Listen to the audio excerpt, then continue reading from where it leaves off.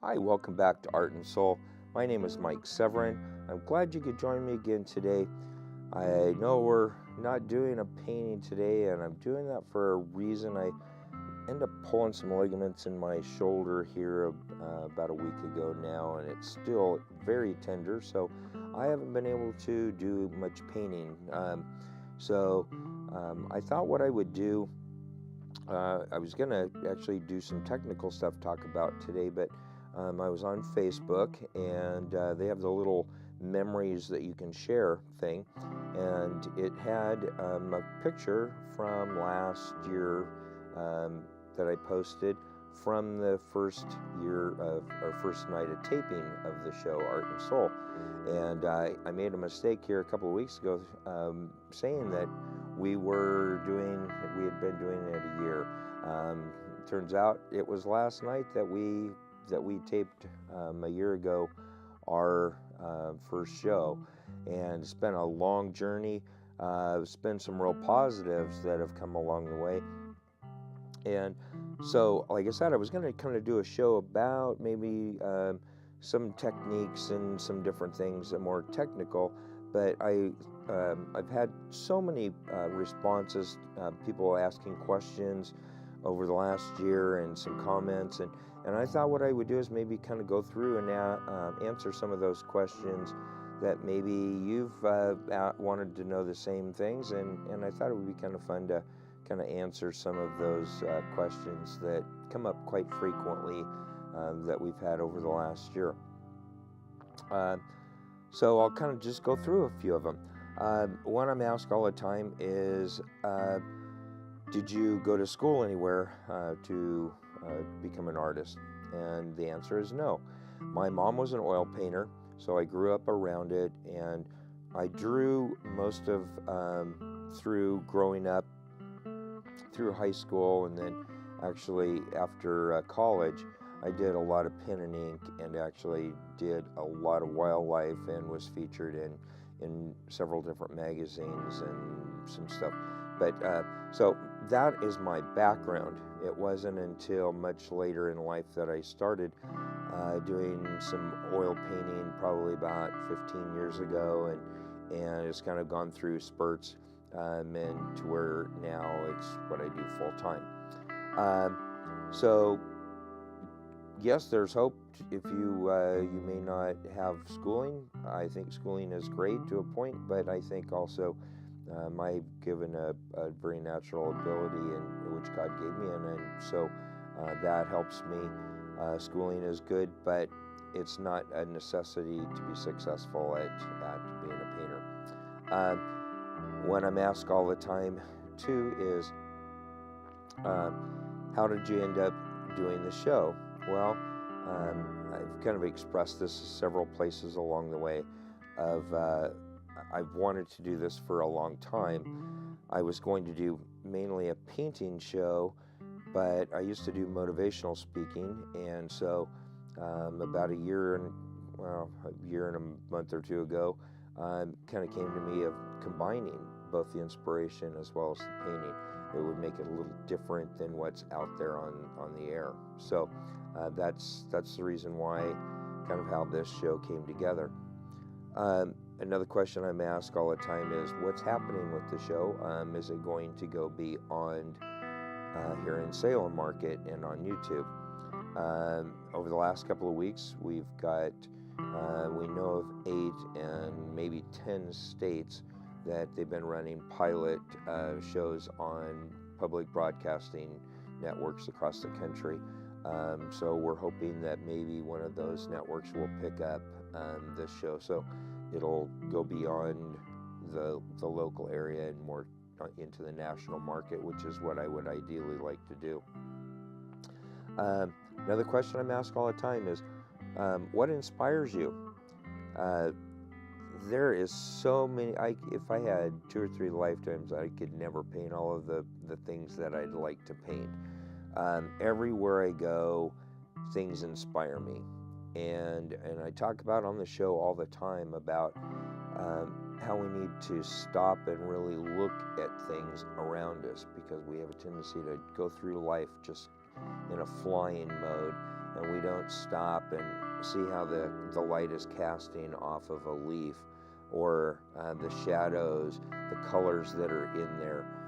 There's so many things that I see daily that I would love to paint. I have like I said, way more ideas of things to paint than what I have time to paint or will ever have time to paint. So, I love, one of the biggest things for me, and I just kind of alluded to it there, is I love the way light and darks play off of each other.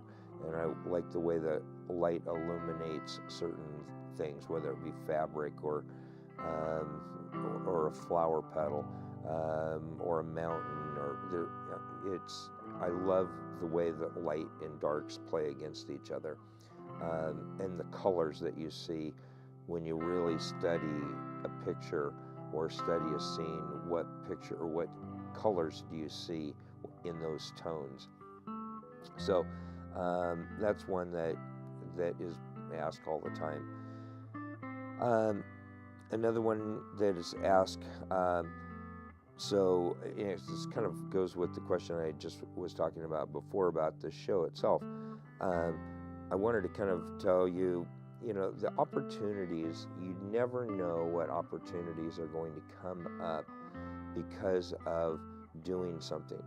The opportunities and the people that I've had a chance to meet and participate with because of this show has been amazing. Had I never had the show, I wouldn't have met some very influential people along the way that have opened doors up to other opportunities in the art world. I've been able to speak at several different art organizations. I've been asked to administer or be an administrator on one of the sites on Facebook, an artist site. Some opportunities have come up that have been really, really blessings that only came from this show. The latest one here a month ago, I was asked to chair the fine arts exhibition for one of the state's largest fine arts display in the state. And I don't have any experience doing that, and it'll mean taking in all of the artwork and displaying all of the artwork, and a lot involved with that position. But it's one that the opportunities that I've already had, just the people that I've met through the different organizations that might be participating in that, have been very, very special. And so, as things happen in life, look at it as a blessing and as an opportunity, because you don't know who you're going to meet that's going to know somebody else that an opportunity is going to come up, like this opportunity to chair this position. This is because I met somebody when I was out doing karaoke one night, developed a friendship with that person. Turns out somebody that she knew was looking for this person to chair the position. So you utilize those opportunities as they come along every day in your life, because I think if you do that, you're going to see that God and the universe have got opportunities available to you if you will just be open and receptive to those things that are happening around you. That's really special. The other part with that is so many of the questions I get have to do with Facebook. As I've said in the past, I probably 90%, if not higher, percentage of my income comes off of Facebook sales.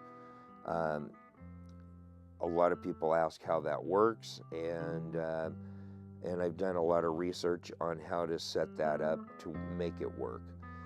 Let me explain kind of briefly a bit about this, and I'm actually planning on, I think, putting together a little brochure maybe about this, and maybe even a little video that goes along with this. There just is a lot of misinformation that's out there. I've been able to kind of tap into what works and what doesn't work. I have a personal site on Facebook, and I have a website or a site on Facebook for Mike Severin Fine Arts, and it has nothing to do but with arts.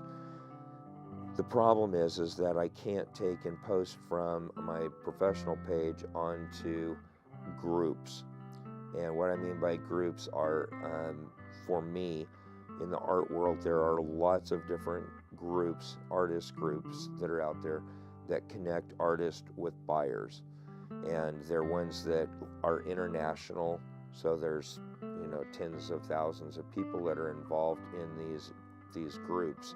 So I use my personal page a lot, and I would not encourage you to do that. Set up another personal page if you want, because of the way Facebook is set up. But anyway, I take and post all the time my paintings into these groups. Literally, they go out to all over the world. And so people in, Brazil or in Argentina or in, Scotland or wherever it might be, they see my paintings and they see them there. They would not ever have, under any other circumstances, maybe have an opportunity to see my artwork. So that's really what has been very good, is finding those groups that work. Now, there are probably, I don't even know, hundreds, thousands of groups out there. It took me a while to find the groups that worked for my particular type of painting. Now, let's say that you're doing maybe towards more animation type of work. There are groups that are out there that they cater to that type of artwork. There's some that do more towards nothing but landscape or plein air painting.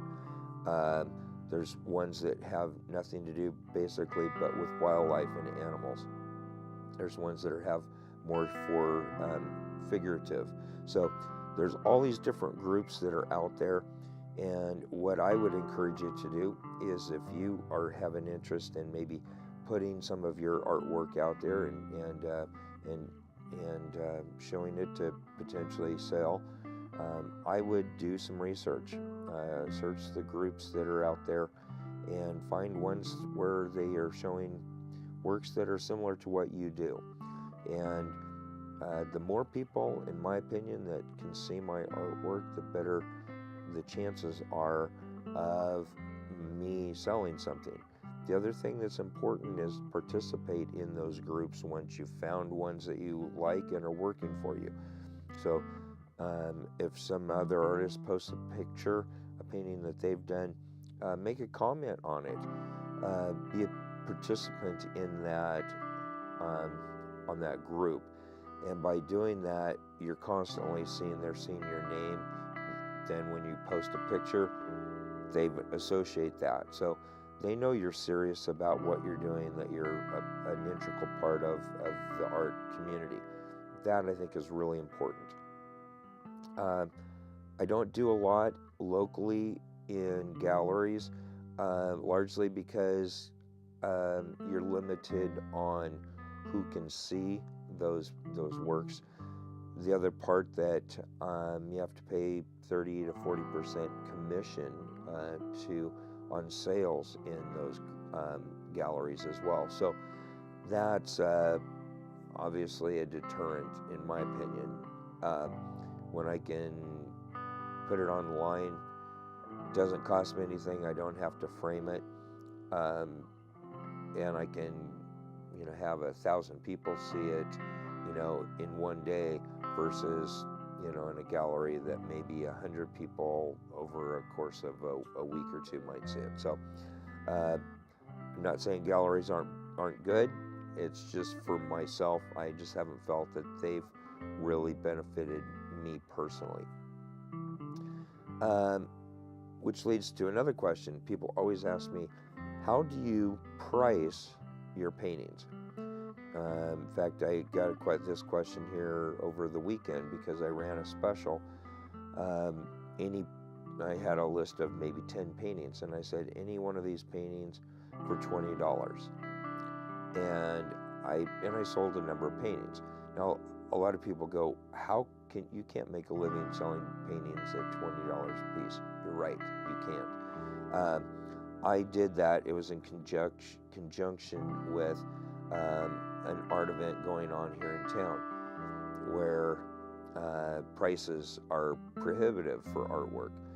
I really try to get artwork out there in people's hands. If you want a piece of original artwork, I don't think you have to spend $1,000 or more to have a nice picture to put in your home. Most of the paintings that were in that group that I was selling are ones that I've actually painted here on the show. And they're not the quality of the ones that I do in my studio at home that I might have 10 hours invested in. You know, I may only have an hour invested or two in one of these cheaper paintings. The reason why I can then accordingly sell them a lot cheaper. But I don't always do those sales. That happened to be a kind of an extraordinary situation there. But you never know who's going to see one of your paintings on a friend's wall. You know, so I sell a painting for $20. Somebody's tickled pink because they have a picture to put on their wall. Somebody else comes in, a friend, a neighbor, a co-worker, comes in and sees that picture, contacts me, sees some of the other stuff I've done, and I can sell, you know, a $400 or $500 painting. So, you know, part of it is a marketing plan, but part of it is truly wanting to get artwork into people's homes if they like it. I don't like the whole idea that original artwork has to be so skyrocketed in price that it's inaccessible for the normal person. So that takes care of that. Pricing. I kind of go back to that. Pricing, I go off of the size of the piece that I've done, as well as the amount of hours invested. Now, if I've got a painting that's a 16 by 20, which is what I normally paint here on the show, a 16 by 20, most of those that I do, I sell for $100 to $150. I may have 4 or 5 hours into. Those are unframed. There's not a lot of detail in them. They're more impressionistic, I guess you would call it, in content. There are some more realistic characteristics to them, but they're still not considered really fine detail. But then I have the pieces that are 3 foot, 4 foot, large, that are a lot more hours involved, maybe 50, 60 hours worth of time invested, and those are much more detail, much more fine art, and so those obviously sell for substantially more. And you know, I've had paintings that have sold for $4,000 to $5,000 in the past. So, but those are ones that hundreds of hours were invested in. So, a lot of it has to do with the size. A lot of it has to do with the amount of hours, and the factor that is the X factor is it all depends on who's out there that sees it, that falls in love with it, and what they're willing to pay for it. Some of what I see online that looks like, in my opinion, third grader did, that sells for $10,000. I don't understand that. But the person that has $10,000 and they fall in love with that piece, you know, that's great. I'm glad that they found something that they loved and are that passionate about. So, you know, you put your pricing what you feel comfortable with. don't undersell yourself, but yet don't necessarily shoot for the moon unless you have a following. Now, I've been able to do some increases with my pricing over the years because I'm beginning to get a little more notoriety, and I've got a number of people that have 4 or 5 pieces now of my painting. So it's a learning curve, and it's one of those things that you can't let your ego get involved. If you're trying to sell them, you know, you need to go, okay, well, I think it's worth $10,000. It might be worth $100. So be realistic. The other question that is by far the biggest, I've asked this almost on a weekly basis. Everyone wants to know about CJ. For those of you that have watched this show for any length of time, know that for a long time I ended every show with CJ, I love you.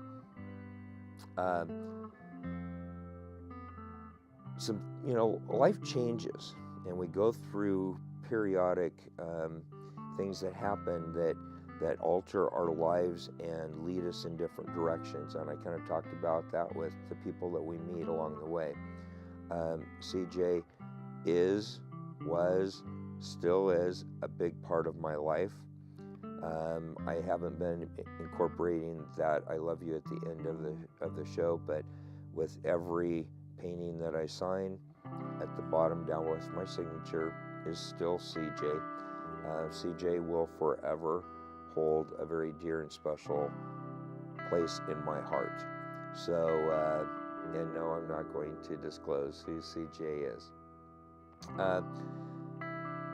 So hopefully that answers that.